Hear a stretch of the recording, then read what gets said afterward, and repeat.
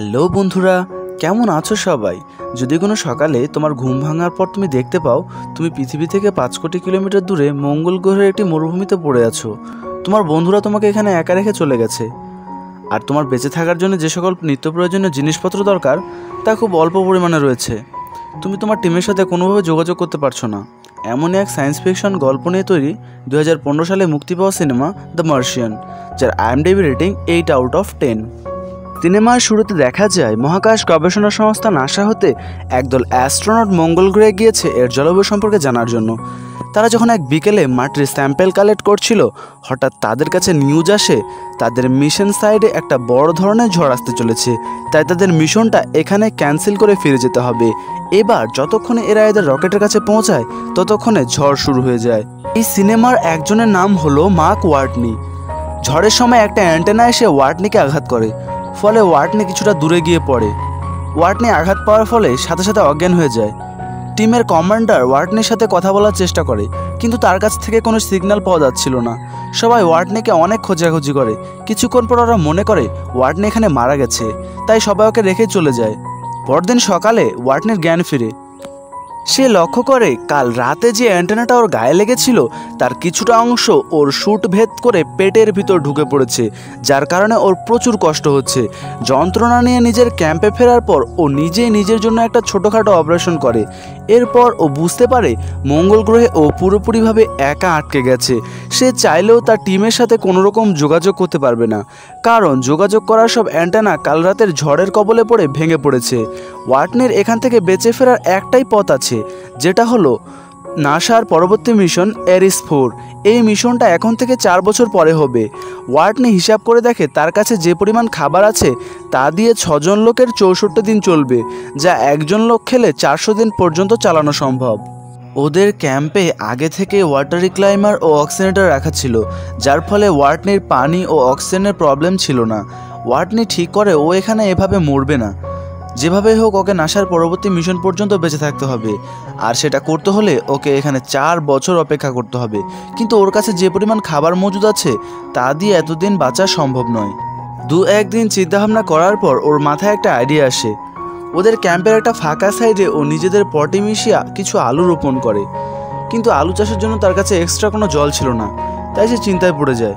সে অনেক চেষ্টার পর ওখানে থাকা একটা রকেটের জ্বালানি হতে হাইড্রোজেনকে বার্ন করে সায়েন্টিফিক ফর্মুলা কাজে লাগিয়ে জল তৈরি করতে সক্ষম হয়।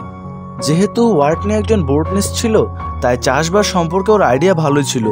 কয়েকদিন পরে ছোট্ট একটি আলুর চারাকে দেখে ও ভীষণ খুশি হয়। এদিকে পৃথিবীতে ওয়ার্টনিকে মৃত ঘোষণা করে ওর ফিউনারেল করা হয়, কিন্তু ওপরেও দিব্যি আলু চাষ করছিল। এবার নাসার মার্স মিশন ডিরেক্টর ভিনসেন্ট কাপুরকে দেখা যায়। তিনি মার্ক ওয়ার্টনির মৃত্যুটা কোনোভাবে মেনে নিতে পারছিলেন না। সেদিন রাতে মঙ্গল গ্রহের স্যাটেলাইট হতে তোলা কিছু ছবি নাসার একটি এমপ্লয়কে চমকিয়ে দেয়, তাই সে দ্রুত ভিনসেন্ট কাপুরকে বিষয়টি জানায়। ছবিগুলো ভালোভাবে অ্যানালাইসিস করার পর এরা বুঝতে পারে ওয়ার্টনি এখনও বেঁচে আছে।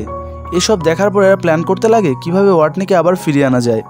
যেহেতু নাসার পরবর্তী মিশন হতে আরও 4 বছর বাকি আছে, তাই তারা সিদ্ধান্ত নেয় একটা রকেটে করে ওয়ার্টনির জন্য খাবার পৌঁছে দেওয়া হবে, যাতে সে ততদিন পর্যন্ত বেঁচে থাকতে পারে। ওয়ার্টনির কাছে খাবারের সংকট থাকায় এরা খুব দ্রুত কাজটা করতে চাইছিল, তাই সময় বাঁচাতে রকেটের টেস্টিং পিরিয়ডটা পুরোপুরিভাবে বাদ দিয়ে দেওয়া হয়। কিন্তু দুর্ভাগ্যবশত রকেটটি লঞ্চ করার পর যান্ত্রিক ত্রুটির কারণে ব্লাস্ট হয়ে যায়।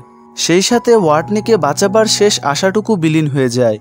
ওয়ার্টনির আলু চাষের 48 দিন পর দেখা যায় সেখানে বেশ ভালো ফলন হয়েছে, কিন্তু যতক্ষণ পর্যন্ত না ও নাসার সাথে যোগাযোগ করতে পারছে ততক্ষণ এসবের কোনো মূল্য নেই। সেদিন সকালে ও ক্যাম্পের রাডারে কিছু একটা লক্ষ্য করে, তাই ম্যাপ ফলো করে সেই জায়গায় পৌঁছায়। কিছু বালু সরানোর পর ও ছোট্ট একটি স্যাটেলাইট দেখতে পায়। এই স্যাটেলাইটটির নাম হলো পাথফাইন্ডার। 1997 সালে এটিকে মঙ্গল গ্রহে পাঠানো হয়েছিল। এর কাজ ছিল মাটি ও পাথরের ছবি তোলা। এবার ওয়ার্টনি যখন এসব কাজে ব্যস্ত ছিল, পৃথিবী থেকে নাসা ওকে পর্যবেক্ষণ করছিল, ফলে ওরা বুঝতে পেরে যায় ওয়ার্টনি কি করতে চাইছে। ওয়ার্টনি টুকটাক কিছু কাজ করে স্যাটেলাইটটিকে সারিয়ে তোলে। এদিকে Mars director Vincent Kapoor California চলে আসে। এখানে সে পাথফাইন্ডারের পুরনো সেটআপটি আবার চালু করে। যারা 1997 সালে এই মিশনে কাজ করেছিল তাদের সাহায্য নিয়ে খুব সহজে ওরা ওয়ার্টনির সাথে যোগাযোগ স্থাপন করতে সক্ষম হয়। যেহেতু এই স্যাটেলাইটটি অনেক আগের প্রযুক্তি ব্যবহার করা হয়েছিল, তাই এরা শুধু হ্যাঁ আর নায় কথা বলতে পারছিল। এভাবে কথা বলতে তাদের অনেক সময় লেগে যাচ্ছিল। এত কমপ্লিকেটেডভাবে কথা বলতে বলতে নাসা ওকে একটা হ্যাকিং কোড পাঠায়, যার সাহায্যে ও একটি কম্পিউটারের মাধ্যমে টেক্সট বা মেইলে কথা বলতে পারবে। এবার নাসার তরফ থেকে ওয়াটনির বাকি টিম মেম্বারদের জানিয়ে দেওয়া হয় যে ও এখনও বেঁচে আছে, যেটা শোনার পর ওর পুরো টিম ভীষণ কষ্ট পায়। এর কিছুদিন পর ওয়াটনির ক্যাম্পে আচমকা একটা বিস্ফোরণ হয়।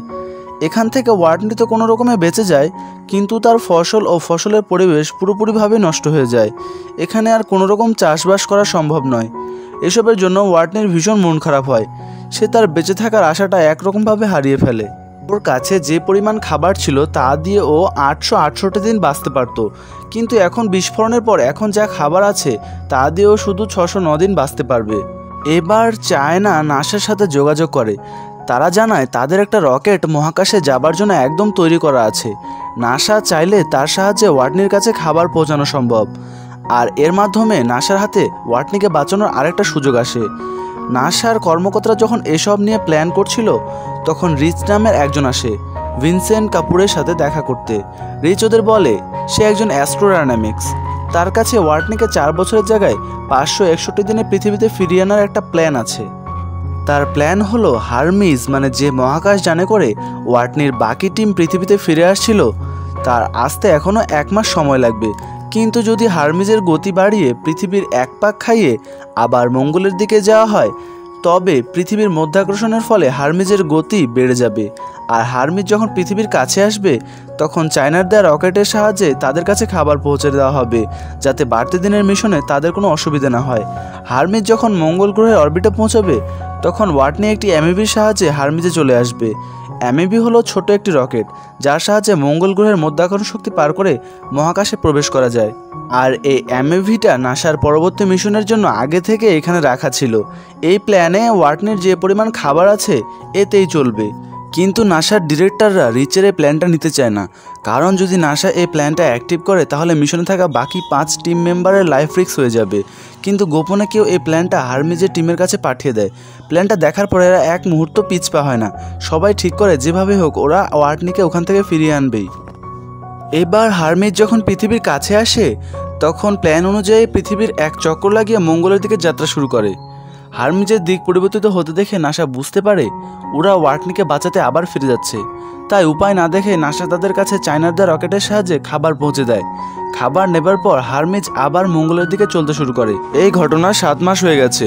ওয়াটনি এখন কম খাওয়ার ফলে অনেক বেশি দুর্বল হয়ে পড়েছে। সে নাসার পরবর্তী মিশন সাইটে যাওয়ার জন্য ক্যাম্প ছেড়ে বেরিয়ে পড়ে।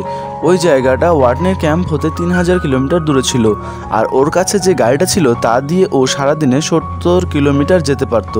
তারপর এর ব্যাটারিগুলোকে চার্জ করতে হতো। এভাবে ওয়াটনি 4 ঘন্টা গাড়ি চালাতো, এরপর সোলার প্যানেল দিয়ে 13 ঘন্টা ধরে ওর গাড়ির ব্যাটারিগুলো চার্জ করত। এভাবে আস্তে আস্তে ও নাসার পরবর্তী মিশন সাইটে চলে আসে। এবার ও যখন এমইভিতে ওঠে, ওর টিমের কমান্ডার হারমিজ হতে ওর সাথে যুক্ত হয়। কমান্ডার লুইস ওকে জানায়, তুমি যে এমইভিটাতে করে মহাকাশে পৌঁছবে তা আমরা নিয়ন্ত্রণ করব। তোমাকে আমাদের কাছে পৌঁছতে হলে তোমার রকেটের স্পিড দ্বিগুণ করতে হবে, আর এজন্য রকেটের ওজন অনেক কমাতে হবে। মানে রকেটের যত অদরকারি জিনিস রয়েছে সব খুলে ফেলতে হবে, যেমন এক্সট্রা চেয়ার, কন্ট্রোলার ইত্যাদি। এমনকি রকেটের ছাদটা পর্যন্ত বাদ দিতে হবে, কারণ এটার ওজনে ছিল 400 কেজি। এবার সেদিনটা চলে আসে যখন হারমিজ মঙ্গলের কাছাকাছি চলে আসে, আর ওয়াটনি তার এমইভির সাহায্যে মঙ্গল গ্রহ থেকে মহাকাশে প্রবেশ করে। কিন্তু হারমিজের গতি এত বেশি ছিল যে ওরা ওয়াটনিকে নিতে পারছিল না। এবার এরা একটা আইডিয়া বের করে। তারা একটি বম বানিয়ে হারমিজের সামনের দিকে ব্লাস্ট করে। এতে হারমিজের গতি কমে যায়। এবার টিমের কমান্ডার একটি দড়ি আটকানো চেয়ারের সাহায্যে ওয়াটনিকে ধরার জন্য বাইরে বেরিয়ে আসে। কিন্তু তখনও ওয়াটনি তার কমান্ডারের কাছ থেকে বেশ খানিকটা দূরে ছিল। এবার যদি ওয়াটনি তার কমান্ডারের কাছে পৌঁছতে না পারে, তবে সে কোনোদিনও ফিরতে পারবে না। ওয়াটনি এটা বুঝতে পারার পর একটা রিস্ক নিয়ে নেয়। সে তার হাতের কাছে ছোট্ট একটা ফুটো করে, আর সেই ফুটো হতে বেরোনো বাতাসকে কাজে লাগিয়ে আয়রন ম্যানের মতো উড়ে উড়ে কমান্ডারের দিকে আসতে লাগে। কিন্তু ওর গতি বেশি হওয়ার কারণে ও ওর কমান্ডারের হাত ফুসকে বেরিয়ে যায়। তবে সে চালাকি করে চেয়ারের সাথে বাঁধা দড়িটা ধরে ফেলে। এবার ওর বাকি টিম মেম্বাররা ওদের ভিতরে নিয়ে যায়। সবাই খুব খুশি হয়, সেই সাথে খুশি হয় পুরো পৃথিবী। এবার দেখা যায় ওয়াটনি পৃথিবীতে ফিরে এসেছে। সে এখন একজন ট্রেনার। সে মহাকাশচারীদের ট্রেনিং দেয় আর নিজের জীবনের সব অভিজ্ঞতা শেয়ার করে। আর সিনেমাটি এখানেই শেষ হয়। ভিডিওটি ভালো লেগে থাকলে লাইক করো, আর খারাপ লাগলে ডিসলাইক করো।